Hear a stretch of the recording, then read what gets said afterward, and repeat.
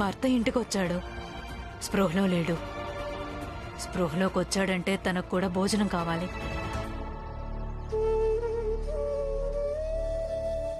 పద పురంజన్, మనం రమాను స్టేషన్ నుంచి విడిపించి తీసుకొద్దాం.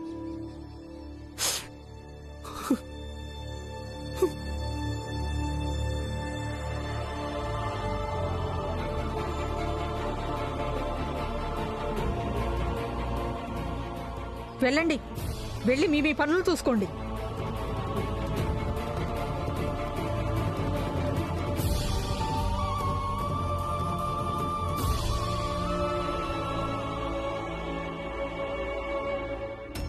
ఏంటి, హాస్పిటల్లో డబ్బు మొత్తం జమ చేశారా?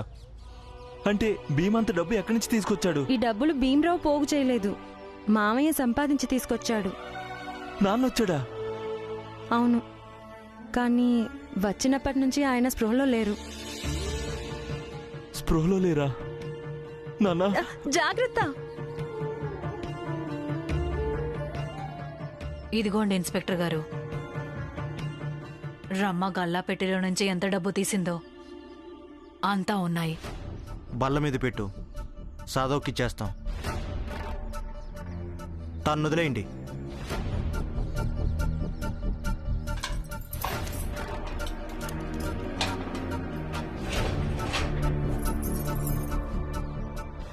బాబాయ్, మావయ్య ఎక్కడున్నారు? ఈ డబ్బులు మావయ్య తీసుకొచ్చారా? అవునమ్మా, మిగతా విషయాలన్నీ నీకు దారిలో చెప్తాను. ముందిక్కడి నుంచి వెళ్దాం, పద. రమా, ఈసారంటే నువ్వు తప్పించుకున్నావు, కానీ నువ్వింకా మారలేదో అలాగే నీ భర్త ఆ భీమరావు. ఒకవేళ తను మారుకుంటే ఒకరోజు నువ్వు ఎలా ఇరుక్కుంటావంటే నువ్వు ఎప్పటికీ తప్పించుకోలేవు. అవునా? ఈ విషయం నేను మర్చిపోయాను. అయితే ముందుగా నా ఫిర్యాదు రాసుకోండి, ఇక అప్పటి సంగతి అప్పుడు చూద్దాం. రాసుకోండి. నిన్నటి నుంచి ఆ వ్యక్తి వాళ్ళమ్మ ఎక్కడుంది? ఒకవేళ నేను తన దుకాణంలోంచి డబ్బులు దొంగిలించుకుంటే ఆవిడెందుకు ముందుకు రావడం లేదు? రాసుకోండి. దానికి నీకేం సంబంధం ఉంది, సంబంధం ఉంది. మొదటగా ఈ ప్రశ్న నేను మిమ్మల్ని అడుగుతున్నా. నిజానికి ఈ ప్రశ్న మీరు సాధుని అడగాల్సింది. ఇక సాధు వాళ్ళమ్మ నాకు చాలా ముఖ్యం తెలుసా? ఆవిడ గురించి బెంగపడ్డం నా కర్తవ్యం. మీరు ఫిర్యాదు రాసుకోండి. చెప్తున్నానుగా, ఒకవేళ ఆవిడ దొరకలేదో నేను మిమ్మల్ని వదిలిపెట్టను. అయినా నా భర్త భీమరావు సంగతి మీకు తెలిసిందే కదా. ఆయన న్యాయం కోసం ఎంత దూరమైనా వెళ్తారు. ఫిర్యాదు రాసుకోండి.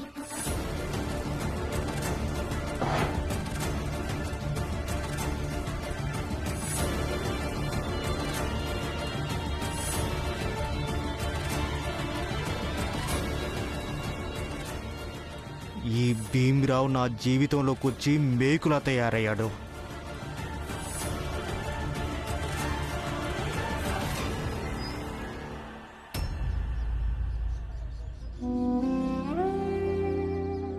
నాన్న,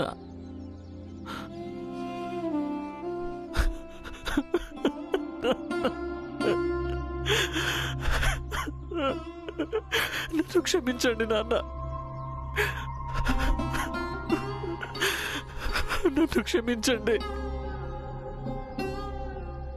నేను మీ ప్రతి గాయాన్ని గుర్తుంచుకుంటాను, గుర్తు పెట్టుకుంటాను నాన్న. బాధ్యత గల వ్యక్తి కష్టాన్ని చూడడు అని, కేవలం అవసరాలను మాత్రమే చూస్తాడని.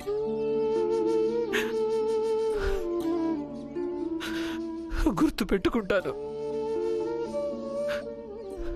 ఇంటికి పెద్ద అవడం అంటే ఏంటో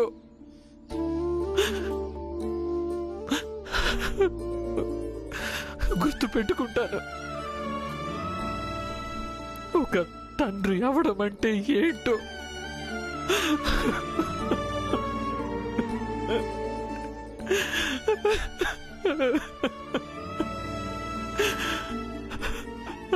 అలాగే ఇది కూడా గుర్తుపెట్టుకుంటాను నాన్న. మీరు ఏం చెప్పారో అది అబద్ధం కాదు అని. మీరు నా దగ్గరున్నా సరే, లేక నాకు దూరంగా ఉన్నా సరే, నాకు ఎప్పటికీ తోడుగానే ఉంటారు.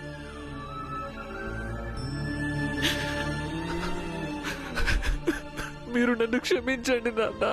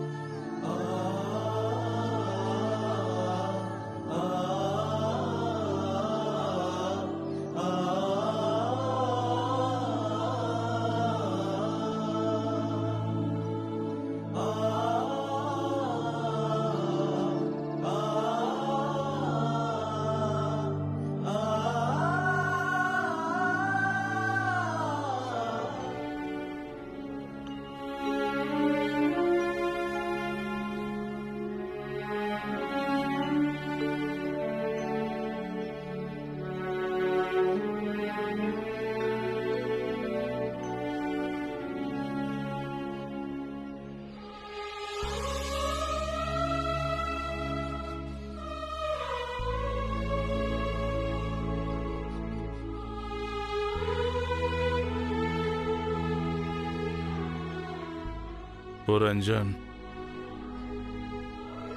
నువ్వు ఇంటికి డబ్బులు పంపించావా లేదా?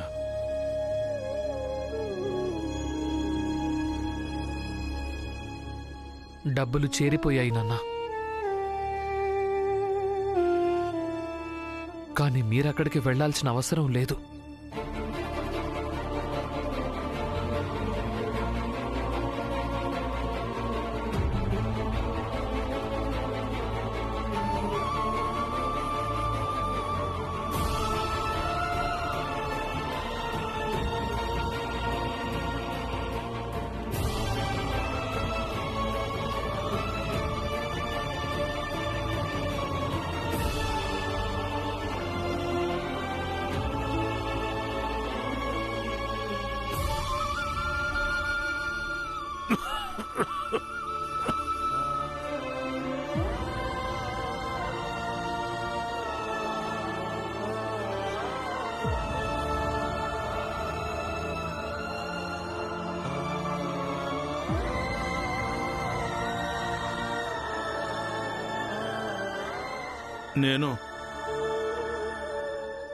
నేను ఇక్కడికి ఎలా వచ్చాను?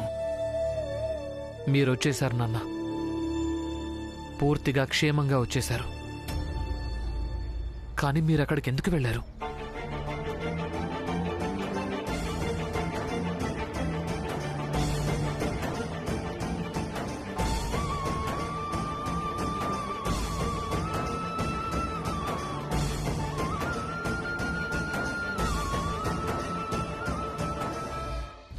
అది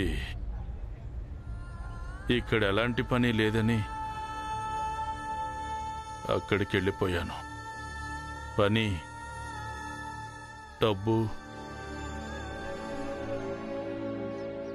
ఇంటి బాధ్యతలు అన్నీ ముఖ్యమైనవే కదా. కానీ వాటి కోసం అక్కడికి వెళ్లాల్సిన అవసరం ఏమీ లేదు నాన్న. ఇక నుంచి ఎప్పుడు మీరు మాకు చెప్పా పెట్టకుండా ఇలా వెళ్ళిపోవడానికి అస్సలు వీల్లేదు. మీరు వెళ్ళడానికి ముందు ఒక్కసారైనా ఆలోచించలేదు నాన్న?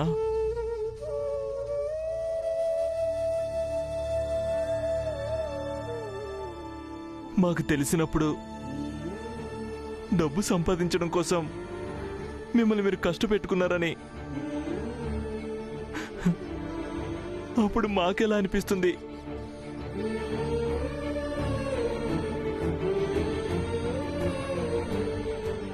నాన్న, మీరిలా చేస్తారనుకోలేదు. అలాగే మీరిద్దరూ ఇలా చేస్తారని నేను అనుకోలేదు. ఇల్లు గడవడం కోసం మీరిద్దరూ కూడా మిమ్మల్ని మీరు కొట్టుకునే పని చేశారా? నాన్న చెప్పా పెట్టకుండా అంత దూరం వెళ్ళిపోయారు. అలాగే ఆనంద్ అన్నయ్య మీరు కూడా చెప్పలేదు. ఈ పని చెయ్యటం వల్ల ఒకవేళ మీ ఇద్దరికి ఏదైనా జరగరాంది జరుగుంటే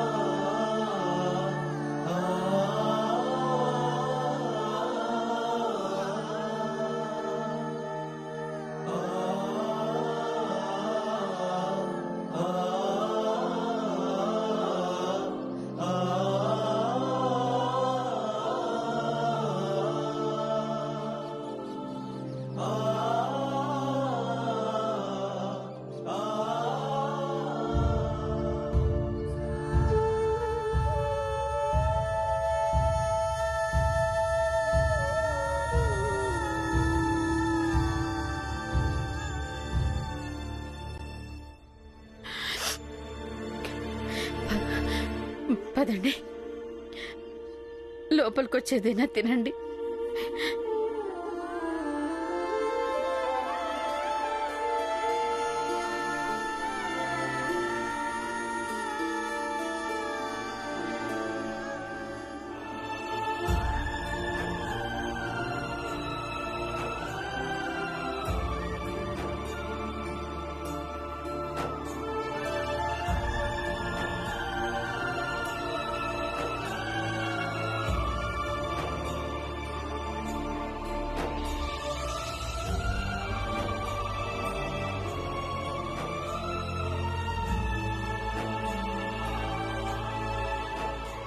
అమ్మా, మీరు వదిలేయండి.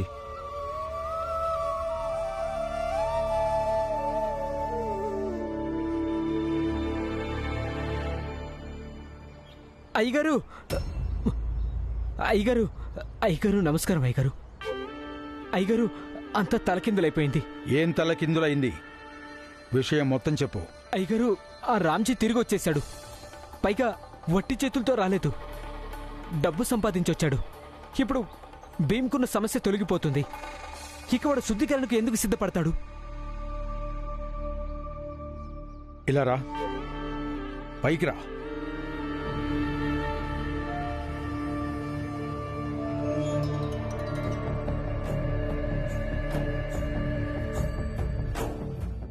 కొంచెం ముందుకు రా.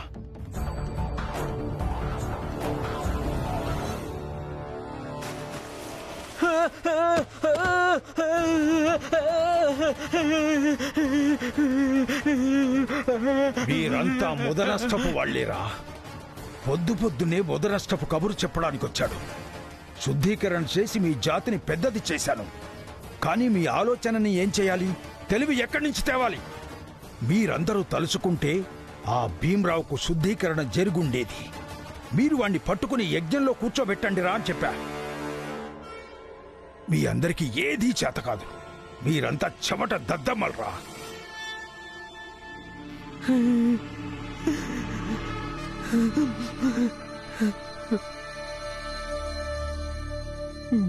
మేమంతా చాలా ప్రయత్నం చేశాం, కానీ ఇంకొక మాట మాట్లాడినా ఇక్కడ నేల కొట్టి చంపేస్తాను. పెద్ద జాతి వాడి అయిపోయావు, అందుకే నిన్ను వదిలిపెట్టేస్తున్నాను. వెళ్ళు, వెళ్ళి ఆ మూర్ఖుడు భీమ్రావుకు నచ్చ చెప్పు. వెళ్ళు.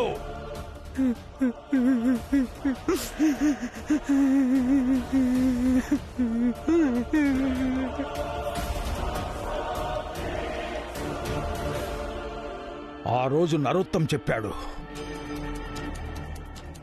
ఈ భీమ్రావు ప్రతిసారి చివరి నిమిషంలో తప్పించుకుంటాడు అని.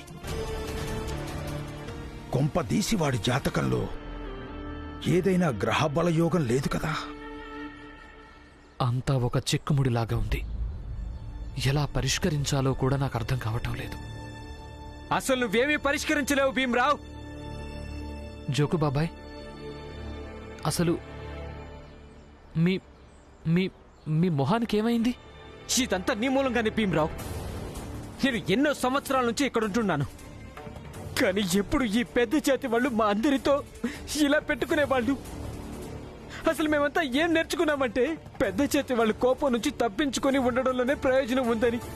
కానీ నువ్వు వాళ్ళతోనే శత్రుత్వం పెట్టుకున్నావు. బాబాయ్, మీరు అనవసరంగా వాళ్లకు భయపడుతున్నారు. అలాంటిదేమీ లేదు. భీమ్, నువ్వు ఇంకేమీ నచ్చ చెప్పాలని చూడొద్దు. చాలు, నేను నీకు చివరిసారిగా నచ్చ చెప్తున్నాను. చూడు, శుద్ధీకరణ తర్వాత మా జాతి కొంచెం పెద్దదైపోయింది. ప్రచండదేవ్ కేవలం ఛాయ్ మాత్రమే మొహాన కొట్టాడు. ఒకవేళ నన్ను నేలకేసి కొట్టి చంపుంటే నేనేం చేస్తాను? ఇక నువ్వేం చేస్తావు? ఏమీ చెయ్యలేవు. నీ కారణంగా మా బతుకు నరకంగా మారిపోయింది. బాబాయ్,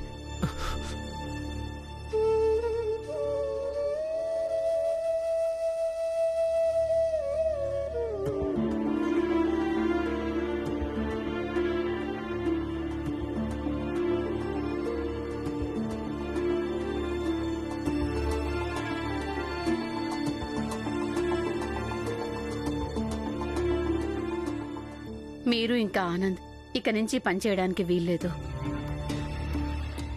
అవును, ఇంట్లో డబ్బులు ఖచ్చితంగా అవసరం అవుతాయి. అలాగే నేను మీ ఇద్దరిని అడుగుతాను. ఎందుకంటే ఇంట్లో నాన్న వాళ్ళెవరూ లేరు కనుక. అందుకే నేను మిమ్మల్ని అడుగుతున్నాను. కానీ ఈ కారణంతో మీరిద్దరు ఇలాంటి పని చేయడానికి అస్సలు వీల్లేదు. మిమ్మల్ని ఏదైనా అడగడానికి మాకే సిగ్గనిపించేలా.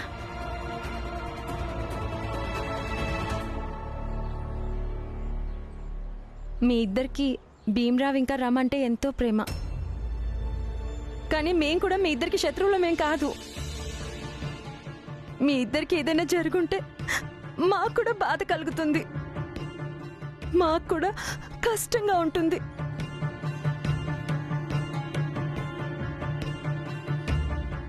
దండం పెడతాను, మీ ఇద్దరికి దండం పెడతాను. ఇంకెప్పుడు ఇలాంటి పని చేయకండి.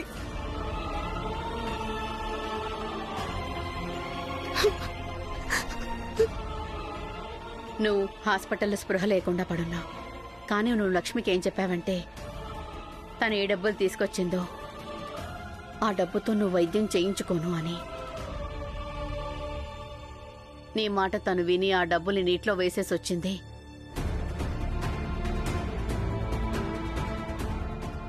కానీ దానికి బదులుగా నేను నుండి ఇది మాత్రం తప్పకుండా ఆశిస్తాను. నీకు లక్ష్మి మీద ప్రేమ ఒకప్పుడు ఎలాగుందో అలాగే ఉండాలి అని. వదిలేండి అత్తయ్య, ఇంకేం మాట్లాడకండి. ఒకవేళ మీరు వీళ్ళకి ఏం చెప్పినా సరే వీళ్ళు వెంటనే భీమ్రావ్ రమల పేర్లు జపించడం మొదలు పెడతారు. వీళ్ళకేం చెప్పకండి.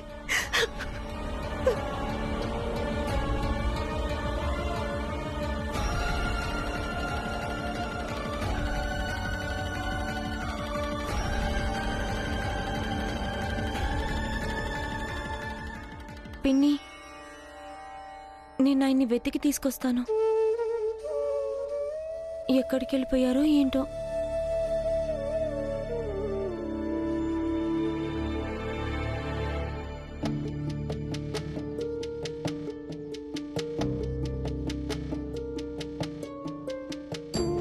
ఈయన ఎక్కడికి వెళ్ళిపోయారు? ఎక్కడా కనిపించడం లేదేంటి?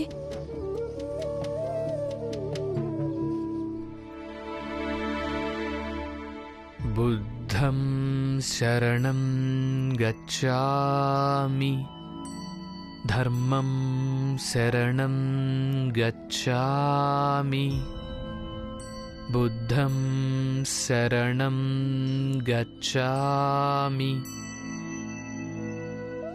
బుద్ధం శరణం గచ్ఛామి, ధర్మం శరణం గచ్ఛామి, ధర్మం శరణం గచ్ఛామి. ఏవండి, నేను సమస్యలో ఉన్నా. ఇది నాకు నేర్పించచ్చుగా. నాకు కూడా కొంచెం శాంతి కావాలి. చేతులు ఇలా పెట్టుకో. ఇక ఈ చెయ్యి ఇలా పైన పెట్టు. కళ్ళు మూసుకో. ఇక నాతో పాటు చెప్పు. బుద్ధం శరణం గచ్ఛామి. బుద్ధం శరణం గచ్ఛామి. ధర్మం శరణం గచ్ఛామి. ధర్మం శరణం గచ్ఛామి.